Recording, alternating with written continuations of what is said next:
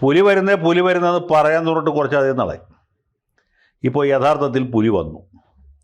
ഇനി ശേഷം എന്തായിരിക്കും എന്ന് നമ്മൾ കണ്ടു തന്നെ അറിയണം. ഈ 2023 ഒക്ടോബർ 7 ഹമാസ് നടത്തിയ അതിഗംഭീരമായ ചെറുത്തുനിൽപ്പ് മുതൽക്ക് അവർക്ക് സകല വിധത്തിലുള്ള പിന്തുണ കൊടുത്തുകൊണ്ടിരുന്ന ലോകത്തെ ഒരേ ഒരു രാജ്യം ഇറാനായിരുന്നു. കാര്യം പലസ്തീനിലെ ആളുകൾ ഇറാനിലെ പേർഷ്യൻ വംശജരല്ല, അവർ അറബികളാണ്. പക്ഷേ ചുറ്റുപാടുമുള്ള അറബി രാജ്യങ്ങളൊക്കെ മിക്കവാറും നിസ്സംഗതയാണ് പുലർത്തിയത്.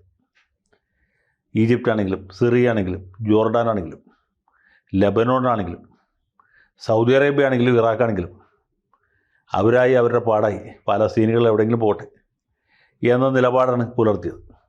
പിന്നെ ഇവർക്ക് കഴിക്കാൻ വല്ല പുല്ലോ വക്കോലോ കാടിവെള്ളോ വല്ലതൊക്കെ വേണമെങ്കിൽ കൊടുക്കാം, മനുഷ്യത്വപരമായ നിലപാട് എന്ന രീതിയിൽ ചെയ്യാമെന്നല്ലാതെ ഈ കഷ്ടപ്പെടുന്ന ഫലസ്തീനികളെ പിന്തുണയ്ക്കാൻ ആകെ വന്നിട്ട് പോയിട്ട് യമനിലെ ഹൂതികളും പിന്നെ ഈ പറഞ്ഞ ഇറാനും മാത്രം ഉണ്ടായിരുന്നു. പാകിസ്ഥാനും ബംഗ്ലാദേശിനും ഒക്കെ ഹമാസിനെ പിന്തുണക്കണം, എന്തെങ്കിലുമൊക്കെ ദമ്പിടി കൊടുക്കണം എന്ന ആഗ്രഹമില്ലാണ്ടല്ല, അവരുടെ കയ്യിലൊന്നുമില്ല. അവർ തന്നെ ഇതുപോലെ ആരെങ്കിലും കൊടുത്തിട്ട് വേണം വൈകുന്നേരത്തെ അത്താഴത്തിന് അരിയിടാൻ എന്ന രീതിയിൽ ജീവിക്കുന്നവരാണ്. പിന്നെ നമ്മുടെ കേരളത്തിലെ ചില പ്രബുദ്ധ സംഘടനകളായിരുന്നു DYFI, SFI, പിന്നെ Jamaat-e Islami, Solidarity Youth Movement, SIU, Youth League, അങ്ങനെയുള്ള സംഘടനകളൊക്കെ ഇവർക്ക് അനുകൂലമായിട്ട് ചില പ്രകടനങ്ങളൊക്കെ നടത്തി. നമ്മുടെ രാജ്മോഹൻ ഉണ്ണിത്താൻ, പ്രിയങ്ക ഗാന്ധി, ഇങ്ങനെയുള്ള ചില ദേശീയ നേതാക്കളുമൊക്കെ ഹമാസിനെ പിന്തുണച്ച് ഫേസ്ബുക്കിൽ പോസ്റ്റ് ഇട്ടു. പിന്നെ ഇപ്പോൾ നിലമ്പൂർ മത്സരിക്കുന്ന നമ്മുടെ പ്രിയങ്കരനായ സ്ഥാനാർത്ഥി സ്വരാജ്, അദ്ദേഹം ഹമാസിനെ പിന്തുണച്ചു. പക്ഷേ ഇവരുടെ ഒന്നും പിന്തുണ കൊണ്ട് പശ്ചിമേഷ്യയിൽ പ്രത്യേകിച്ച് ഒരു വിശേഷമില്ല എന്ന് ഞാൻ പറയേണ്ടതില്ലല്ലോ. സ്വരാജ് നായർ ഫേസ്ബുക്കിൽ പോസ്റ്റ് ഇട്ടാൽ ഹമാസിന് അതുകൊണ്ട് പ്രത്യേകിച്ച് ഒരു നേട്ടവുമില്ല. വല്ല തോക്കോ വെടിയുണ്ടയോ അല്ലെങ്കിൽ അത്താഴത്തിന് കഴിക്കാൻ റൊട്ടിയോ ചപ്പാത്തിയോ എന്തെങ്കിലും കൊടുക്കട്ടെ. തേങ്ങാപ്പിണ്ണാക്കെങ്കിലും കൊടുത്തിട്ടാണ് വർത്തമാനം പറഞ്ഞെങ്കിൽ കേൾക്കാൻ ഒരു രസമുണ്ട്. അതുപോലും ആരും കൊടുത്തില്ല. അങ്ങനെ ഇസ്രായേലിൻ്റെ കയ്യും ഹമാസിൻ്റെ പുറവുമായിട്ട് കാര്യങ്ങൾ മുന്നോട്ട് പോകുമ്പോൾ അവർക്ക് വേണ്ടി ഒരു നല്ല വാക്ക് പറയാൻ കൂട്ടാക്കിയ ഒരേ ഒരു രാജ്യം ഇറാനായിരുന്നു. ഹൂത്തികൾ അഡ്രസ്സ് ഇല്ലാത്ത ആൾക്കാരാണ്. പിന്നെ ഒരു ചെറിയ പരിധി വരെയെങ്കിലും തുർക്കിയായിരുന്നു. അങ്ങനെ ഇവരോട് സമരസപ്പെട്ട, അവരോട് സഹാനുഭൂതി പ്രകടിപ്പിച്ച ഒരു രാജ്യമാണ് ഇറാൻ എന്നുള്ളതുകൊണ്ട് തന്നെ ഈ ഇസ്രായേലിന് ഇറാനോട് തീർത്താൽ തീരാത്ത പകയാണ്. അമേരിക്കയുടെ ആരും പറയാനുമില്ല. അമേരിക്കയ്ക്ക് നയതന്ത്ര ബന്ധം പോലും ഇല്ലാത്ത രാജ്യമാണ് ഇറാൻ. മാത്രമല്ല, നിങ്ങൾ എപ്പോഴെങ്കിലും ഇറാനിൽ പോയി നമ്മുടെ പാസ്പോർട്ടിൽ ഇറാൻ്റെ സീല് വീണാൽ പിന്നെ ജമ്മം കാലത്ത് അമേരിക്കൻ ഐക്യനാടുകളിൽ കാലെടുത്ത് ഔട്ടം എന്ന് വിചാരിക്കണ്ട. ആ ഒറ്റ കാരണത്തിൽ അവിടേക്ക് പ്രവേശിപ്പിക്കുകയില്ല.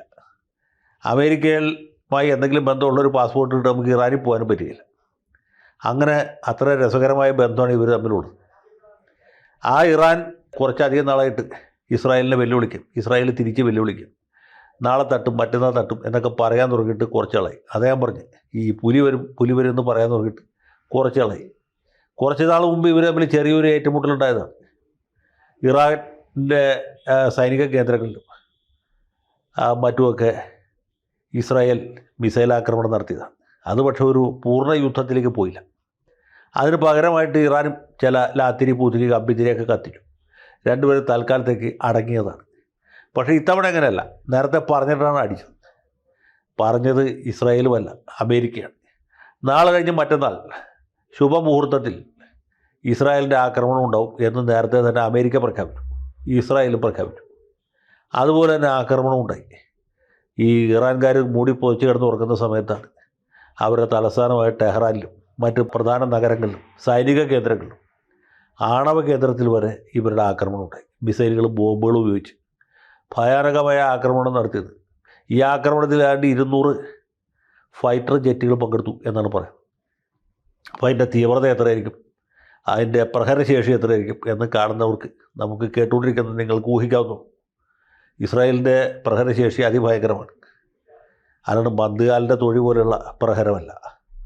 ഏതായാലും ഇതേ തുടർന്ന് അവിടുത്തെ സൈനിക മേധാവി കൊല്ലപ്പെട്ടു. 2 പ്രമുഖ ആണവ ശാസ്ത്രജ്ഞന്മാരും പരലോകപ്രാപ്തരായി എന്നാണ് നമ്മൾ മനസ്സിലാക്കുന്നത്. ഏതായാലും അലി ഖമേനി ഉറക്കത്തിൽ നിന്ന് ചാടി എഴുന്നേറ്റു. അദ്ദേഹം ഉടനെ തന്നെ ഇസ്രായേലിനോട് പ്രതികാരം ചെയ്യും എന്ന് പ്രഖ്യാപിച്ചു.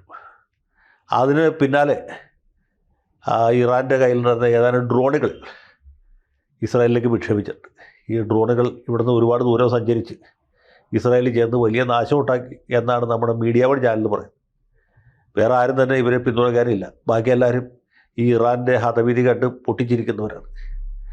ഏതായാലും ഇങ്ങനെ ഒരു വലിയ പരിണതി ഇവിടെ ഉണ്ടായിരിക്കുന്നു. ഇന്ത്യയുടെ സുഹൃത്ത് രാജ്യങ്ങളാണ് ഇസ്രായേലും ഇറാനും. അതുകൊണ്ട് ഇന്ത്യ ഗവൺമെൻറ് ഏതാണ്ട് ഈ ആവണക്കണ്ണ കുടിച്ച പരുവത്തിൽ അങ്ങനെ ആക്രമണം ഉണ്ടാകരുത്, സമാധാനം പുനഃസ്ഥാപിക്കണം എന്ന നിലപാടെടുക്കാനുള്ള സാധ്യത.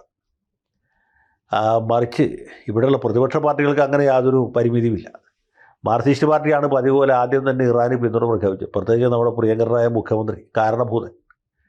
ഇസ്രായേൽ ഒരു തെമ്മാടി രാഷ്ട്രമാണ്. ഇറാനെ സ്വയം പ്രതിരോധിക്കാനുള്ള അവകാശമുണ്ട്. കേരളത്തിലെ എല്ലാ ഇടതുപക്ഷക്കാരും ഇറാൻ്റെ കൂടെയാണ് എന്ന് പുള്ളി പ്രഖ്യാപിച്ചു. ഇനി അലി ഖമൈനിയുടെ പേര് പറഞ്ഞിട്ടായിരിക്കും നിലമ്പൂരിൽ സഖാവ് സ്വരാജും അദ്ദേഹത്തിൻ്റെ കിങ്കരന്മാരും വോട്ട് ചോദിക്കാൻ പോകുന്നത്. ഞങ്ങൾ ഇറാൻ്റെ കൂടെ, ആരിടൻ ഷൗക്കത്തും VD സതീശനും ഇസ്രായേലിൻ്റെ ആളുകളാണ് എന്ന പ്രചരണം ഇന്ന് വൈകുന്നേരം മുതൽക്ക് തന്നെ നിലമ്പൂർ ആരംഭിച്ചിരിക്കാനാണ് സാധ്യത എന്ന് ഞാൻ വിചാരിക്കും. ഈ കോൺഗ്രസ്സിന് ഞങ്ങൾ ഇറാൻ്റെ കൂടെയാണെന്ന് പറഞ്ഞ് ആളുകളെ ബോധ്യപ്പെടുത്താനുള്ള സമയം കിട്ടില്ല. അതിനുമുമ്പായിട്ട് തെരഞ്ഞെടുപ്പ് കഴിയും. കാരണം ഈ തരം പ്രചരണത്തിലൊക്കെ CPM-കാരെ തോൽപ്പിക്കാൻ വേറെ ആർക്കും പറ്റുകയില്ല. ഏതായാലും മീഡിയ വൺ ചാനൽ സന്ദർഭത്തിനൊന്ന് ഉയർന്നുണ്ട്. അടുപ്പൂട്ടി ചർച്ച രസകരമായ രീതിയിൽ നടന്നു. ഇറാൻ തിരിച്ചടിച്ചാൽ പിന്നെ ഇസ്രായേൽ ബാക്കിയുണ്ടാവില്ല എന്ന് D കമ്പനിയിൽപ്പെട്ട ആളുകൾ പറഞ്ഞിട്ടുണ്ട്.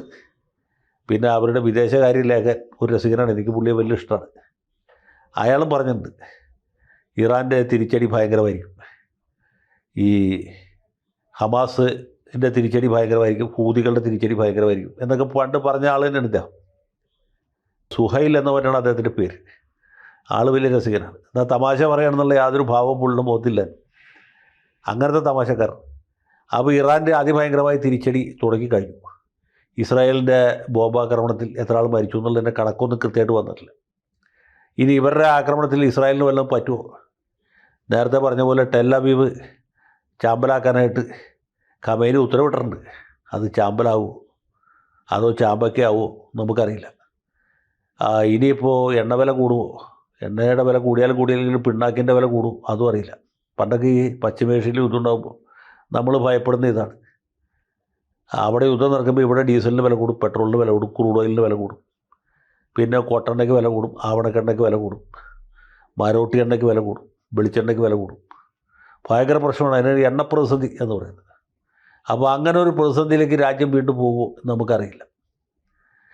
ഏതായാലും യുദ്ധം പെട്ടെന്ന് അവസാനിക്കട്ടെ, സമാധാനം പുനഃസ്ഥാപിക്കപ്പെടട്ടെ എന്ന് ആഗ്രഹിച്ചുകൊണ്ട് അതിനുവേണ്ടി പടച്ച തമ്പുരാനോട് പ്രാർത്ഥിച്ചുകൊണ്ട് തൽക്കാലത്തേക്ക് നിർത്തുന്നു.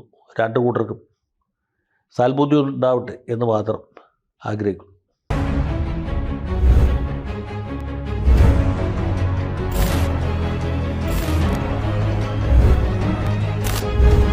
കൂടുതൽ വാർത്തകളും വിശേഷങ്ങളും നിങ്ങളിലേക്ക് എത്താൻ ABC മലയാളം സബ്സ്ക്രൈബ് ചെയ്യുക, ബെൽ ബട്ടണും അമർത്തുക.